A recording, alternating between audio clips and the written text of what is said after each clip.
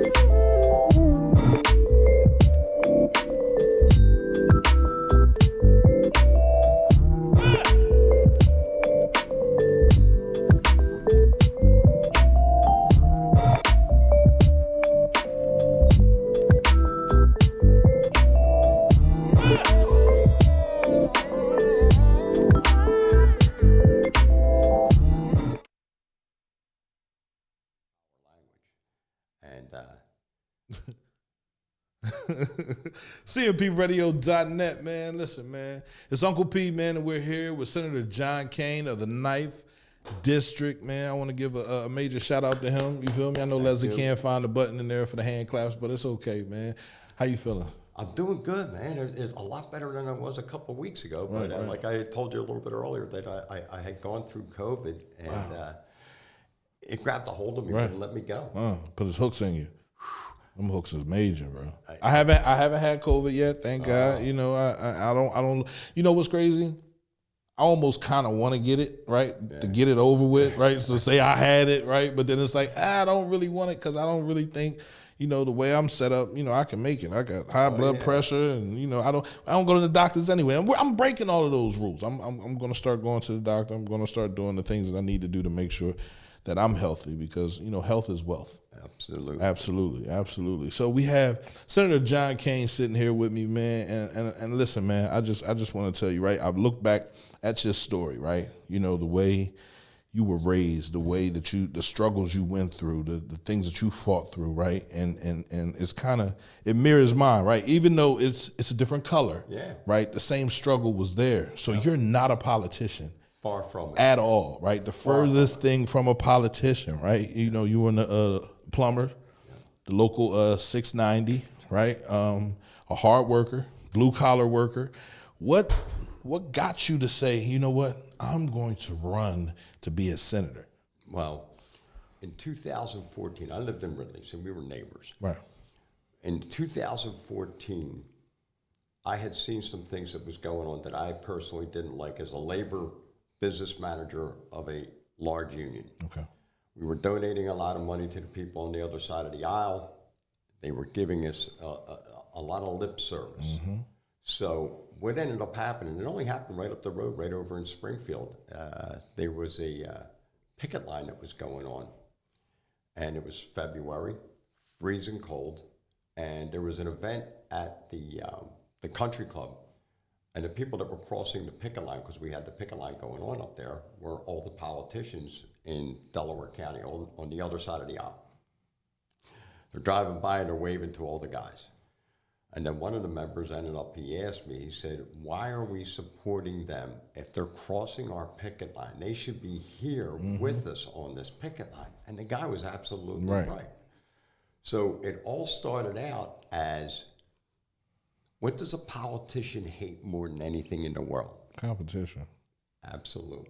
Competition. Absolutely. The way I look at it, just locally, like as soon as someone else runs, they get mad, they get upset. Then they get to calling people that used to be loyal to them and questioning them, and are you going to vote for me? And it's like, ho. Right. You should be looking forward to competition as a politician. Right. You should be looking forward to prove that your track record you can uphold that and do more in your next term. Absolutely. Right. I agree 100%.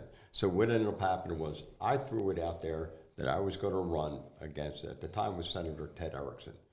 When we did that, we opened up a PAC. We started to raise some money just to show them that I was serious about this. It snowballed. Right. It snowballed. Crazy. He retired, which then meant that it was going to be an open seat now, which is going to be really competitive. And there was an opportunity to win. You had Governor Wolf, or was actually running for the first time, so we believed that he was going to have some coattails. Right. Unfortunately, I came up short. After that, I had gotten sick with cancer. So in 2014, I ran. May of 2015, I was diagnosed with cancer. And then I figured my career is over with politics. I'll just stay with the plumbers, do what I have to do there, retire with dignity. And that was the story. I moved out to Chester County when my daughter graduated from high school. We figured, you know what, my wife wanted to be out there. I personally love Chester County. We moved out there, found a property, handyman special that I got to be working on probably for the rest of my life. Rest of your life, right. But hey, man. Keeping the honey-do list will never end. Never end. So then what ended up happening was I was reached out by the Democratic Party, and they had asked me, who's your state senator, where you live? And I said, I believe it's Andy Dinniman. I saw his office over in Westchester, and I'm about 3 miles away. I got a phone, I gave them my address, they looked it up, they came back and they said, it's Senator Tom Killian. Would you consider it again? I said, let me talk to the wife, because my wife knew that I really got beat up in 2014. She was the one that took the blunt of the, all the negative ads, keeping the family together. It was difficult on her. And I went to the members after the wife gave me the boss, I should say. Not right, the boss, boss, absolutely. The boss ended up giving me the blessing. And I went to the membership, and I told the members, the only difference was in 2014, I was going to keep my position as the business manager and also be a state senator. Wow. This time I said, if I happen to win, I will resign immediately as the business manager and take on the position as a full-time state senator. And that's what actually happened. So it worked out well. Worked out well. Yeah. So your first year, man, you win the election, you get in this position. Like, I want you, day one, what was the first? Because I know you got to put your staff together and all of that. So how does that work, right? Because you're not a politician. You're not seasoned in this, right? It's like, I can recall right after the election. Well, first of all, we didn't know if I was going to win or not. Right.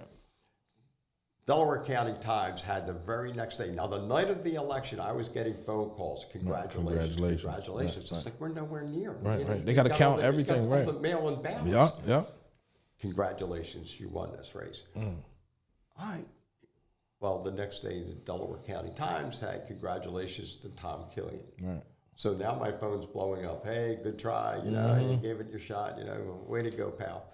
Well, then, as the days were going on, and Tuesday was the election, I think by Friday night, Tom Killian and I had the conversation, and I was already up by like about 4,000 votes at that point, and there was still some mail-in ballots, but 70%, 80% of the mail-in ballots were going to the D. Right. So, he congratulated me.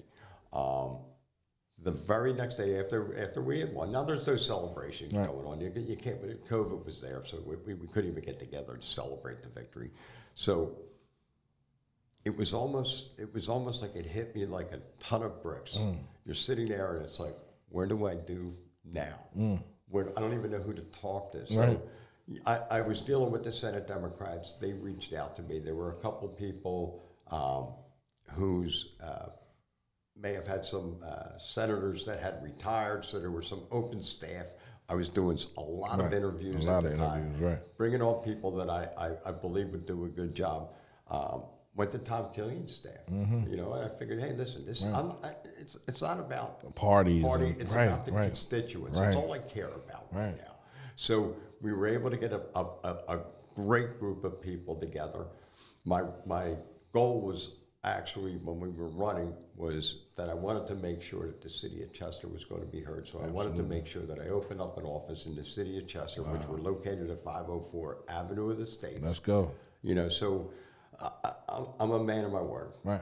And I got a great staff. We're pushing along. We're still learning. I mean, it's It's been a tough year. I'd say the first 6 months, I really was overwhelmed. Right. Really, because everything was Zoom meeting after Zoom meeting after Zoom meeting. And then you got your staff talking about that John Kane did 42 Zoom meetings this week. John Kane did 51 Zoom meetings, this week coming. The following week, he's got 57. I couldn't even tell you who I met with Monday morning, let alone by the end of the day. Absolutely. So constant meetings. Things have slowed down, but it was all meet and greets, you know, and now that we're doing a lot more in person, a lot of the people are coming up and say, "Hey, we met." I said, well, I don't. Oh, the Zoom meeting. Okay, all right, I got you. Yeah, it makes sense. So I want for the people out there to understand, right? You know, he's not a politician, but he's in position as a senator. So I need you to list your top 3 responsibilities as a senator. Number 1 has always been the constituents. Right. It's about the people, and I don't care what party you are. Right. You know, if I can help you out, it makes me feel good, it makes my staff feel good, and we're getting things accomplished. That's my number 1 priority. Right. My number 2 priority, of course, is going to be my district, making sure that I'm able to do.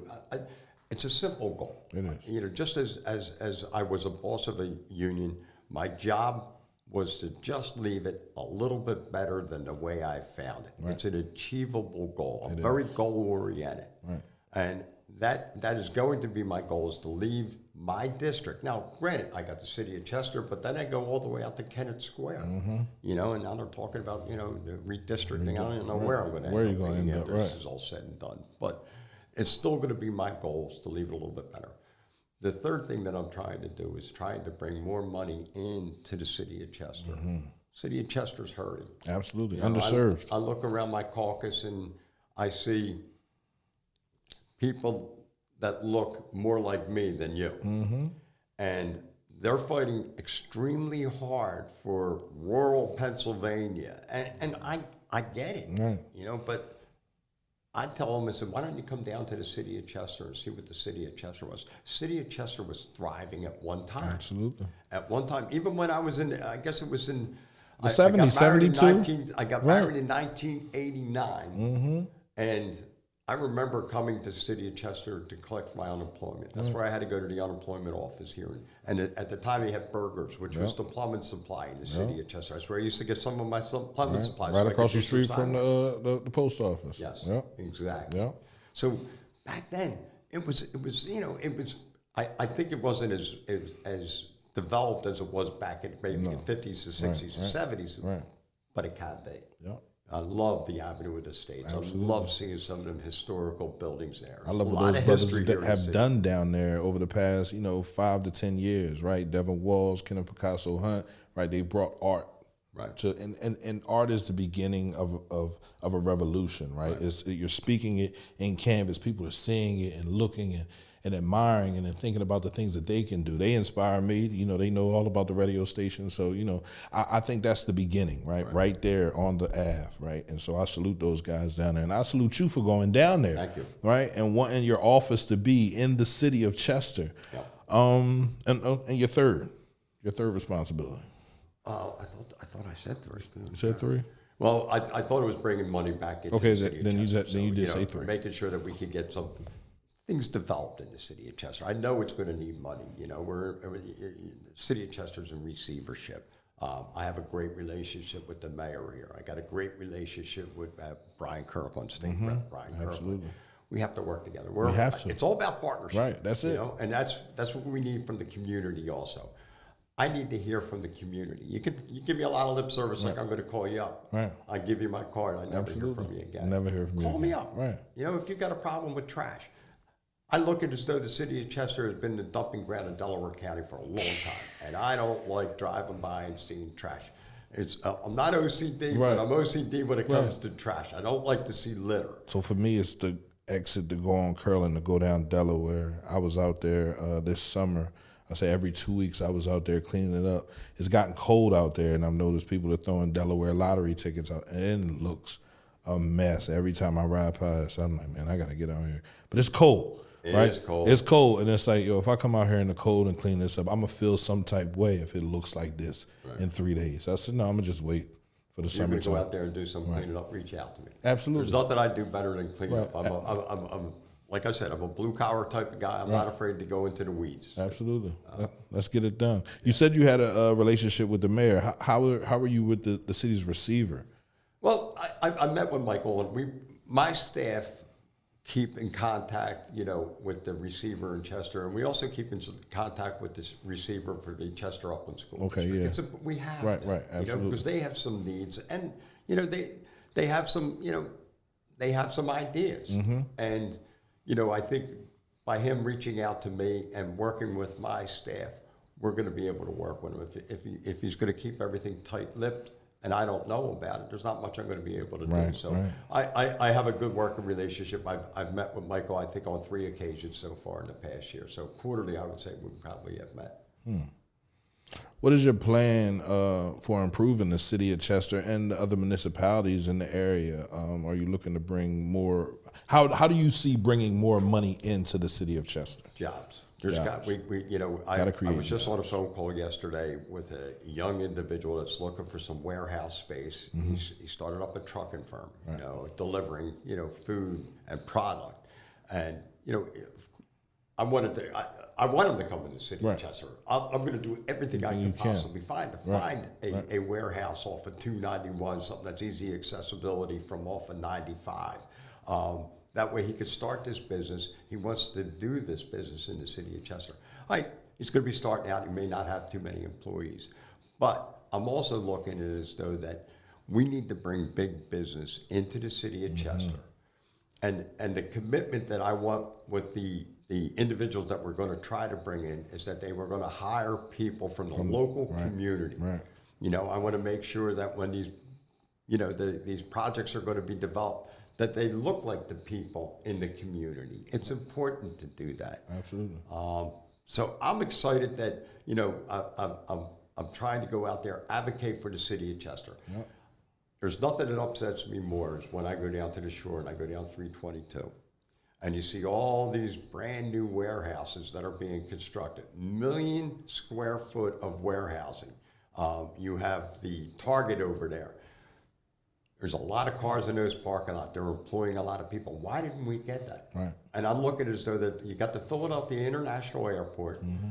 They're landing there. They're bringing the product over to Jersey, and then they're bringing it back over to the state of Pennsylvania. We should have gotten those projects. I don't know how we dropped the ball on something like that. Right. But if there's anybody that's out there that's interested in opening some warehouse space, I'm sure there's a lot of land in the city of Chester. Absolutely. Let's that get could it be started. developed.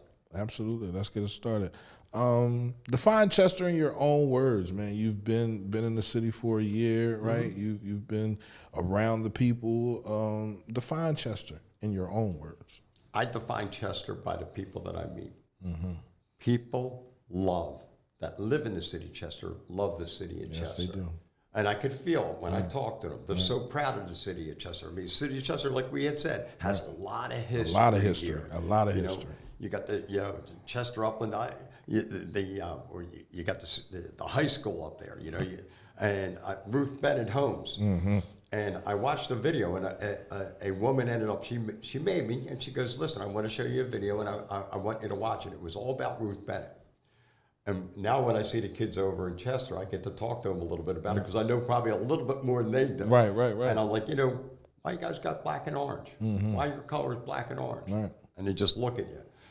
Ruth Bennett liked the colors black and orange. Right. So it's I love the fact that the people that live in the city of Chester love this city, and I love the city because I know that they're proud of the city. They know what the city can be, and I just want to be, I guess their spokesperson. I guess I'm the face of the city of Chester, even though I'm a Caucasian that's never really set foot in the city of Chester for, getting my unemployment check and going to Burger's Plumbing Supply. Right. But, you got the soccer stadium. You got a beautiful walkway there. You got that power station that they renovated going back, I guess that's got to be about maybe 50 The wharf, a while now. Yeah. They did a beautiful job on that. Right. You got, the Chester Downs race. I'm not a gambler. I work so hard for my money. Right. I used to be a gambler. I haven't the last 5 years. No Harris for me. Right. Good for you. Keep it in your own pocket. Yeah, absolutely. Or put it in the pocket of the radio station. Either way, it's for the community. What's your plan on improving your next term? Like, how do you? I'm not going to say your next term. I'm going to say these next 3 years, right? Because you're in the beginning stages of your first term. So, what do you see you improve? What's the next year going to look like for you? This was a strange year because of the pandemic. COVID. Right, so, right. You know, my attention and my staff is really constituent services. I need to be out there more. There's no doubt. I did a lot of. I think we did my staff and I did 26 events this year. Okay. I'm not going to say I could do 52, but hey, let's move it up into the positives. You know, where we're up to maybe 30 some events. I want to get out there a little bit more. I want to be out and about City of Chester. I want to walk down the street of City of Chester. People recognize who I am. Absolutely. You know, right now I'm the white guy that's going down the avenue, says going into the office, and that's the other problem. You know, because so many of my staff and myself included, you know, tested positive with COVID. So, you know, you're opening up, you're shutting down. You're opening up, shutting down. So, you know, in person, people can walk off the street and come in. That's what I'm hoping to be able to do in the next year or a couple of years. I don't know how long this pandemic is going to go on. Governor Tom Wolf has granted $15.7 million on violence intervention and prevention. What are the action steps for utilizing these funds, number one, and what does that look like for Chester residents? It's a good question. So, gun violence is it's a pandemic out there also, and we, you know, I stay up for the 11 o'clock news, and I want to see what's going on, and I want to know how many people were killed, and the majority of people are getting killed in the city of Philadelphia. But we're also having killings and a lot of violence over here in Chester. Right, absolutely. The governor is committed to helping with gun violence, you know, any type of violence, really. I know that where I met Chester you Panthers, at the Panthers right. program, it was about, you know, trying to get the kids off the streets, get them more involved in sports. I wasn't a great athlete, but I do know that I stayed involved. You know, I was an angry kid. I hung on a corner, you know. My corner might not have looked like your corner, but it's the same corner, right? Yeah, we thought we were tough guys. We did. And I got involved, you know, after I quit drinking. I was an angry kid. Right. I was a really angry kid. Watching my buddies all going to the bars, having fun, dancing, having a good old time. And here I'm at a Whackers meeting at 12 o'clock on a Friday night. Right. Ticked off. I had to release that anger. I got involved in boxing. It was all right. You know, I got to spar with some of the IBF champion of the world, Charles the Hatchet Brewer. You know, that was like my shining moment that I was his sparring partner because he needed a southpaw, both 160 some pounds. I was a southpaw. So that helped me. You know, I'm not saying that all sports. There's a lot of kids out there that are extremely bright kids. You know, they may not be an athlete, but we got to find programs for these kids to get involved in. You know, you got a community center that's going to be developed over in the city of Chester. Does it have a swimming pool? Well, you got the YWCA. We don't have a swimming pool. I know. We don't. No. Literally, we need money for a rec center that has. We were having this conversation on Facebook. Ray Strickland, he's the head of a school. And he was like, man, we need a center in the city of Chester. I said, all right, we need an Olympic-sized swimming pool, big enough for enough people to be able to swimming lessons, everything. Need a basketball court, at least 6 or 7 basketball courts for the kids. We need a computer lab, right? Yeah. We need a radio station in there so the kids that want to come through and talk, and then it's a community situation. You can come through, have your own show. You know what I mean? Like, so just opening these avenues for people, like, and opening these outlets of resources for people is important. So I really believe we need a rec center. How we going to do that? I don't know. Miss Twyla Simpkins is she's working on the Y, right? She has the Yes Center, right? Everything that she does, but it's like getting that support behind her, right? We have the buildings. If we tear them down, can we build up new ones? We got the League Center. That used to be a Y, right? We had 3 Ys in the city of Chester at one point. Didn't know that, right? But now we have none. Right? Not a Croc Center. You know, the Salvation Army has their situation, right? It's like, if you don't give the children anything to do, can you be mad if the children find other things to do? You can't really. Now we're punishing the kids and we send them to jail, and it's like, That doesn't equate to me, right? A healthy community. No, it doesn't. And I'm glad you brought that to my point that, I didn't realize that there were three. Yes. I didn't realize. Now, I Yes. I toured the YWCA. Right. And because I'm a plumber. And the woman that toured me through the place, she was questioning me on the plumbing system. Right. There's a lot of money that needs to be invested A lot in of that money, building, man. right. But it's a beautiful historical building. It is. I looked at the pool. I was like, to me, the pool looked fine. Now, the plumbing system behind the pool might have needed to be some repair work on it, but that's an investment that we can do in the city of Chester. Right. I need to work with people on that. The problem is they want to see some funding that's coming in first before they match grant money with the funding. That's the problem. You got to find the people that want to come in and invest their money in the city of Chester. And I believe there are people out there. There are really good-hearted people out in this that I've gotten to meet just in the 9th Senatorial District. You go out to the most affluent neighborhoods. They got nice walking parks. They got the money that's being invested. They're coming up and they're making. They're putting money into their library system there. Right. They're able to raise money. Well, this is a little bit different. Absolutely. The city of Chester's not able to raise the kind of money that we're struggling. Most households are struggling to feed their children. If they're not struggling, they're struggling the next week that they weren't struggling before, right? So it's a struggle, man. And I like to tell people, right? It's not bad that you're struggling. It's good because you're learning what you can do, right? And if you put more on your plate the next day, you can get more done. Struggle builds character. To me. So I take every struggle that I face. I might have an attitude. I might be angry for a couple of days, but no, after that, I get over it. I want the people in the city of Chester to understand, right? No one is blaming you for the things that we go through. But if you sit there and you continue to take it, then it becomes your fault, right? So we have to give back. We have to help people, and we have to help ourselves. And the only way to do that is unity and communication, right? That's what makes a community to me. I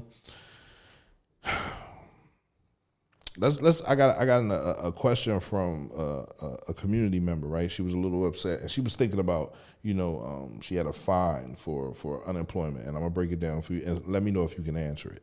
In the event of residents having to pay fines to the state, how much of those fines are put back into the area of the resident paying? Hold on. Example, I know a young lady who had a case in reference to overcompensation for unemployment. Long story short, she was found guilty and is responsible for paying back $20,000 to the state. However, she lives in Chester, where that money can go towards the school district, revitalization of our parks, recreation areas, or simply reduce the amount of debt. Like, how does that money, and I know it doesn't, right? It's going back into the state's coffers because she took it from there. But is there a way that, 10% or 5% can go into the city of Chester? That's a great question. And I even called up my staff about this question because I wasn't really familiar with it. Right. My understanding is, and I hate to hear stories like that, right. but my understanding is that the money gets paid into a pot up in state or up in Harrisburg, right? And then Harrisburg divvies that money out. My understanding also is that the city of Chester has received a lot of money. Okay, all right. How much money that is, Right. I don't know that answer, right. but I believe that the money, is coming back. It may not be the money that she would have liked to have seen, like you said, that's a lot of money that she had to pay back to the state. It would have been nice if it would have went to the, Chester Upland School District, Right. Or go into the city of Chester. But I do believe that there are, a lot of money. What that number is, I have no idea what it could be. But I got to believe it's probably more than what she had to pay back. Right.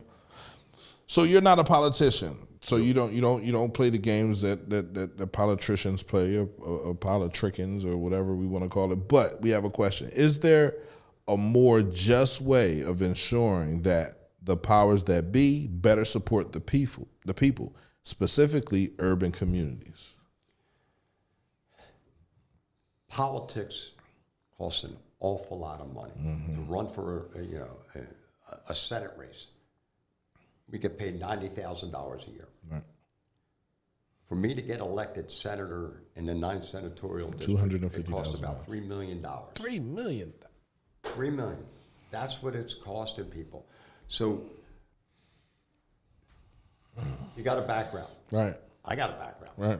They were going to find out everything I did. And they did. And they used Everything. everything against me. Now, I quit drinking back in 1983 at the age of 22. And I say, you want to come after me for anything that I did before then, bring Go it ahead. on. Right. They did. Yeah. And it was like it happened yesterday. Right. They couldn't care less. Now, it's politics. Negativity wins races. Right. I'm a firm believer that, you got to go, if they're going to go low, you got to go lower. Mm-hmm. But then you find out that you have a lot of, Democrats don't like that kind of stuff. They, it's like, listen, I can only take so many punches, and look at my nose. Just so seem to get this way for backing up. I assure you, I probably should have backed up a couple times. But people in these urban areas need to run for office. Right. I mean, this is a politician now that's saying that. Right. And bring on the competition. Please. But you have to understand, once you get through the primary, people are going to come in and they're going to help. Mm-hmm. It's going to be outside sources. Labor is who supported me. That's where everything dime came from. I can't say every dime because I had a lot of friends that ended up making donations, $50, $20 here and this and that. But my biggest supporters came from labor. And labor ends up, I grew up in Delaware County, but I worked in the city of Philadelphia. Right. The majority of my membership were Caucasians. Mm-hmm. I got asked when I first got into office, how many minorities do you have? Mm-hmm. And I was like, whoa, that's a big question to ask a guy that just started. Right. I said, the numbers are the numbers. And I gave my numbers to the city of Philadelphia to let them know this is where I'm at. And my commitment was that I would work on achieving better numbers. Mm-hmm. I got involved with the Diversified Apprenticeship Program. Okay. I made sure that, we reached out to them to get people involved that wanted to serve as a plumber. Now, plumbers make good money. Right. Not everybody wants to be a plumber. Some might want to be an electrician or a carpenter. But what ended up happening a couple times is that you got kids that were just applying because they wanted to make the money. Right. But it was a good opportunity. We also got our members involved in politics. That's how this all started for me. Right. I don't like politics, especially out here in Delaware County, because at the time it was always ran by the Republican Party. I was a Democrat. I always got along better with the people in the city of Philadelphia than I did with out here in Delaware County. But we need to get our people involved. Absolutely. We need to get them out to vote. If you don't think your vote is important, it's very important to a guy like me, because that's what got me elected. And I believe that we talked a little bit earlier before, opponents are not a bad thing. Mm-mm. It's their way of letting me know whether I'm doing a good job or I'm not. If I get reelected, I'm doing a good job. Absolutely. That's the thank. That's it. The only thank you you're going to end up getting. But I believe that it's, if you have aspirations on wanting to run, come and see me. Right. I love to talk politics. Absolutely. I love to talk about campaigning. Right. I can't talk about it in my office, but I'll meet you for lunch. Right. But anybody that's interested in possibly running for office, come and see me, man. Awesome. I'll egg you on. Awesome. You recently passed a grant for apprenticeship programs. What is the marketing strategy to encourage youth to apply? How will that grant be dispersed? And who are some local organizations you've partnered with or supported? Well, we just mentioned the labor unions. Right. Now, there's 3 labor unions that are in my district. You got the steel workers, you got the laborers union, and you got the electricians union. And I have a great relationship with all 3. Awesome. Getting the word out there to these apprenticeship programs. People in the city of Chester have to understand this is a career. Right. This is a serious career. Right. You're going to come out I'm not going to say wealthy, but you're going to come out. You're not going to be hurting when you go into retirement. You get about 30, 35 years underneath your belt there. Mm-hmm. You're going to be able to survive. You can, your wife's going to be able to survive, or your significant other. That's what I want to try to teach some of these young kids that are applying for apprenticeship programs. I'll be happy to talk to anybody about apprenticeships. I didn't, I graduated high school. I knew I wasn't going to go and further my career in college. Right. I didn't have it. It wasn't for you, right? I didn't want to be in high school. Right. My father had an 8th grade education that was a security guard. Right. I didn't come from a lot. Right. But, I got accepted into the plumbers union because of my godfather. He was a plumber. And then I ended up, I didn't even know about unions at the time. I served as a journeyman plumber, as an apprentice to a journeyman, a master plumber. I got involved in my union. Right. That's what you got to do. That's what you got to do. Right. So I know that there are some apprenticeship programs in the 9th Senatorial District that are going to be putting out, and I'm sure we're going to have it in our office when they're going to be taking applications for apprenticeships. I know that the governor, and I'm not 100% union on this stuff either. Right. There's open shop contractors that are out there that are looking for vocation is a great way to make a living. It is. I know you got the plumbing, heating, cooling contractors that's over in Aston. They got grant money. When I first got into office, we signed off on a grant that went to the PHCC, and they got money for their apprenticeship program there also. So, and the careers in the trades, all trades, are desperately looking for people. Absolutely. Absolutely. A lot of construction going on. How can the residents of the city of Chester support you? Other than voting for you in 3 years, right? How can they make it, easier? I want that make your job easier. I mean, this pandemic has really put a damper on a lot right now. Right. But I want to do meet and greets. I want to, anything that's going to go on in the city of Chester, I'm going to try to be involved in. I'm going to try to be at every event. I know there's going to be times where I can't be there, but my staff will be there. We'll have some things. But I really want to hear what people are really complaining about, what really bothers them about the city of Chester here. I need to know that. Is there, what are your top priorities for improving public education? We're in tough shape here. Yes, we are. Yes, we are. So the other district, the rest of my district is doing fine. My goal is to get us out of receivership. Chester Upland School District, there's been rumors about shutting down. The charter schools are going to be taken over or stuff like that. I'm not against charter schools, and a lot of people think I am. But the thing that I have is charter schools got to be held accountable. Accountability is everything to me. Is it ever? If they're being held accountable, there should be funding that goes there. But what's happened that I've seen, in my first year in office is that a lot of money is going to the charter schools, which is money that could have gone to the public schools.